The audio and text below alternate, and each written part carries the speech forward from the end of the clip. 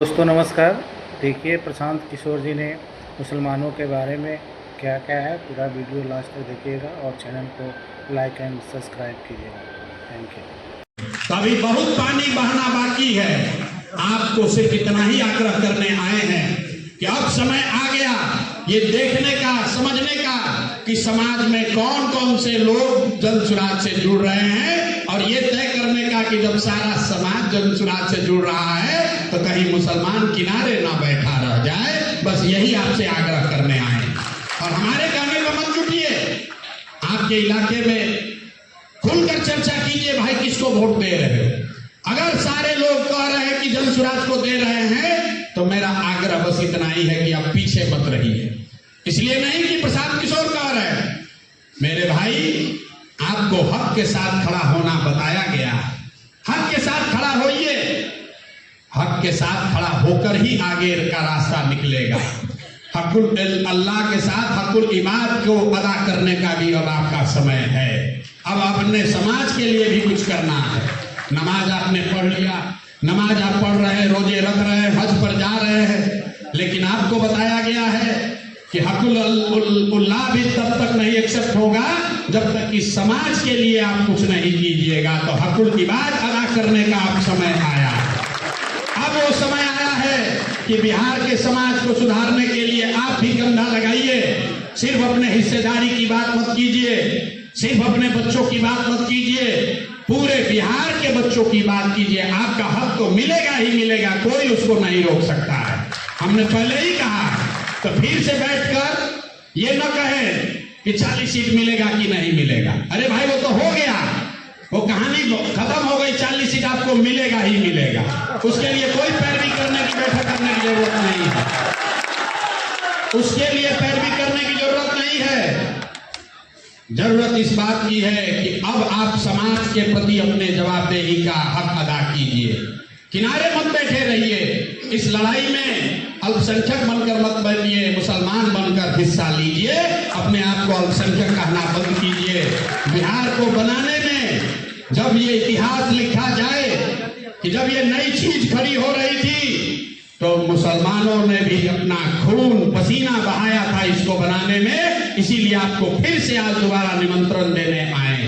जब आजादी की लड़ाई लड़ी गई, भले मुस्लिम लीग अलग रहा हो, भले पाकिस्तान बन गया हो, लेकिन आज भी मुसलमान गर्व से कहता है कि इस देश की लड़ाई में, इस देश की आजादी की लड़ाई में हमारे पुरखों ने भी खून पसीना बहाया है। तो मेरे भाई आप किनारे ना रह जाओ, इसलिए आपको निमंत्रित कर रहे हैं। फिर से आइए, इसको फिर से एक बार अपने अनुभव के, अपने ज्ञान के, अपने अच्छे बताए हुए रास्तों के कसौटी पर इसको कसिए और अगर ठीक लगे तो इसमें जुड़िए, इसको अपना बनाइए। प्रशांत किशोर के लिए नहीं, सिर्फ मुसलमानों के लिए नहीं, बिहार के हर उस गरीब के लिए, हर उस बच्चे के लिए, हर उस समाज के लिए जो बिहार में परिवर्तन चाहता है, बिहार में बदलाव चाहता है।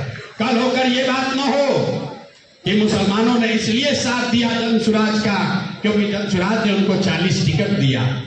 ये बात होनी चाहिए कि मुसलमानों ने जन सुराज का साथ इसलिए दिया क्योंकि ये समाज के लिए सही रास्ता है, बिहार के लिए सही रास्ता है।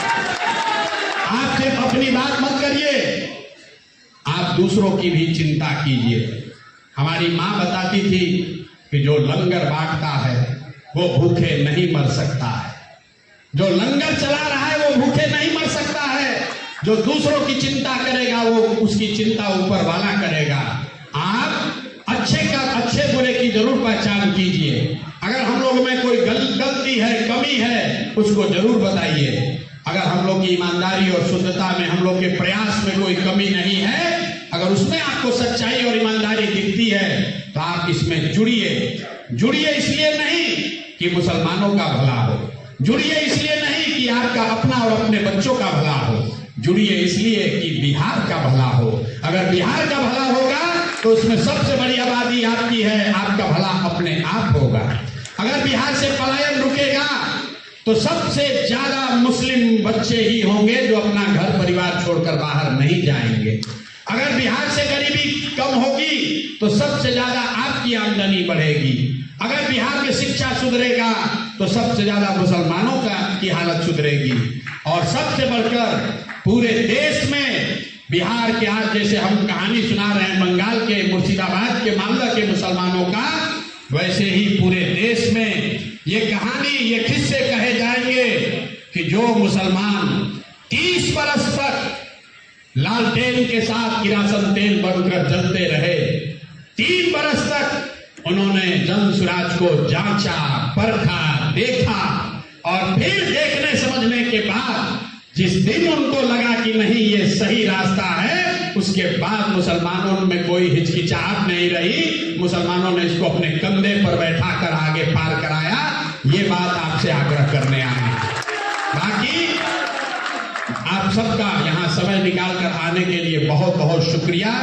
मैं जो बात पहले करता रहा हूँ, आप में से कई लोग उस बात को सुने भी हैं, उसको मैं दोहराना भी नहीं चाहता हूँ कि इस्लाम में कोई ऐसी बात नहीं है जो नहीं बताई गई।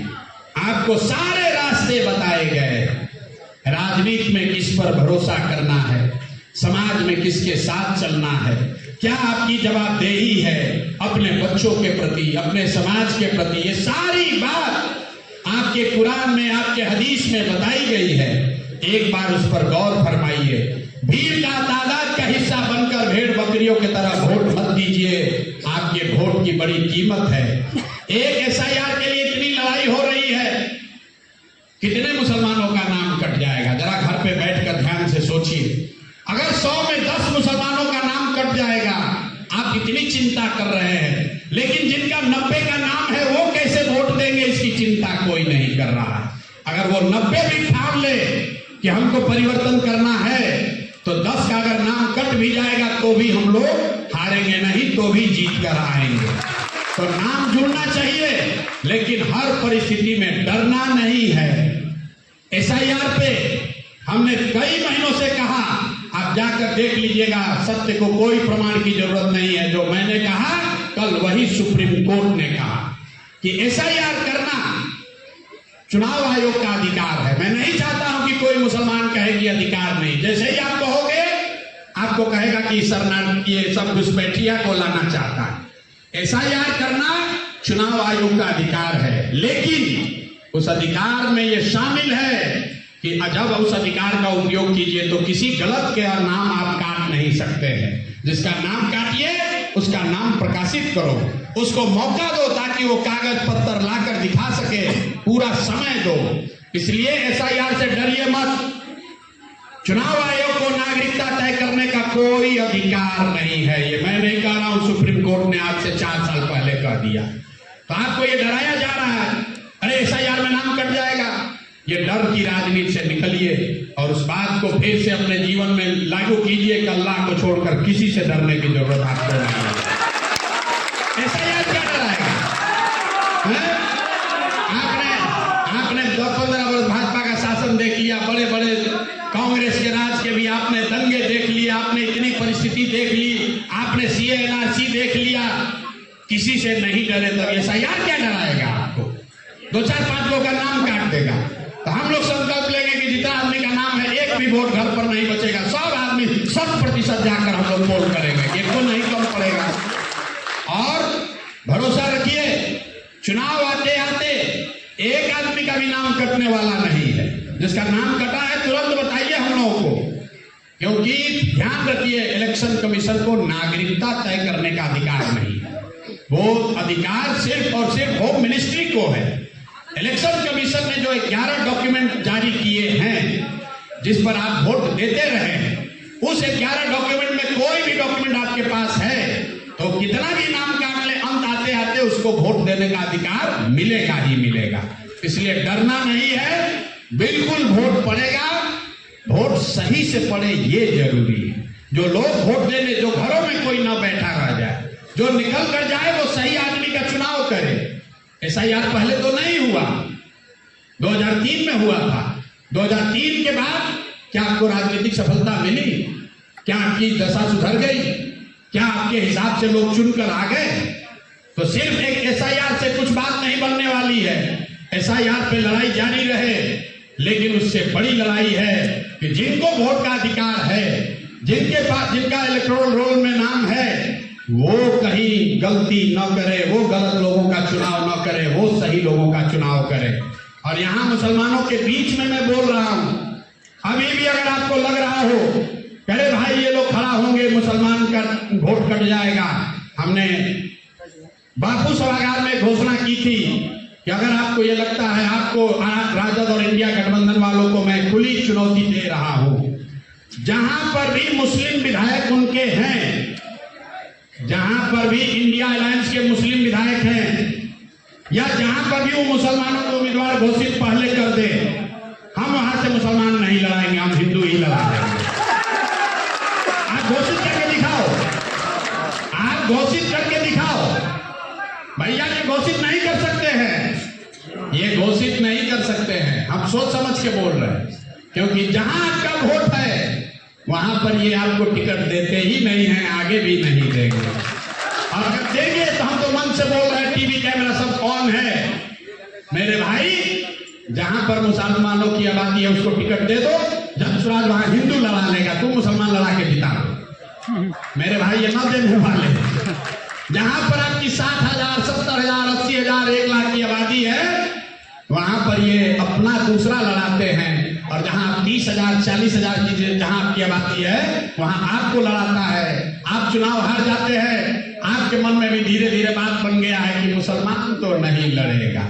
तो जहां 60-70,000 मुसलमान है वहां पर भी मुसलमान आकर हम लोग को कहता है कि भैया हिंदुए लड़ाइए, हम लोग पीछे से रहेंगे, नहीं तो बड़ा पोलराइज हो जाएगा।